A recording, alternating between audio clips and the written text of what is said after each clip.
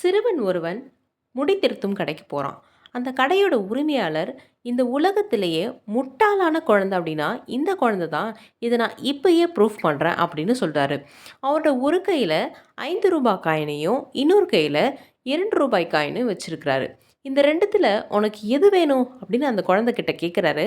அந்த குழந்தை அந்த ரூ. 2 எடுத்துக்கிட்டு எனக்கு இதுதான் வேணும்னு சொல்லிட்டு அங்கேருந்து போயிடுறான்.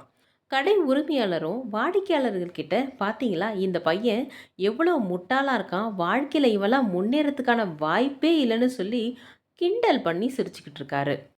கடையிலிருந்து கிளம்புன ஒரு வாடிக்கையாளர் அந்த பையனை ஒரு சின்ன ஐஸ்கிரீம் கடையிலேருந்து வெளியே வரதை பார்த்து அந்த பையன்கிட்ட கேட்குறாரு. ஏன் தம்பி, அந்த அங்கிள் உனக்கு ரூ. 5 கொடுத்தாரு, ரூ. 2 கொடுத்தாரு, ஆனால் நீ ஏன் ரூ. 2 மட்டும் எடுத்துக்கிட்ட அப்படின்னு கேட்குறாரு. அதுக்கு அந்த பையன் சொன்னா, நான் எப்போ ரூ. 2 காயின் எடுக்காமல் ரூ. 5 காயின் எடுக்கிறனோ அதுக்கப்புறம் எனக்கு அந்த பணம் கிடைக்காம போயிடும்ல சார் அப்படின்னு ஐஸ்கிரீமை சாப்பிட்டுக்கிட்டே சொன்னானா. பார்த்தீங்களா, நீங்கள் எப்போ அடுத்தவங்கள முட்டாள்னு நினைக்கிறீங்களோ முதல்ல முட்டாளாக்கப்படுறது என்னவோ நீங்கள் தான்.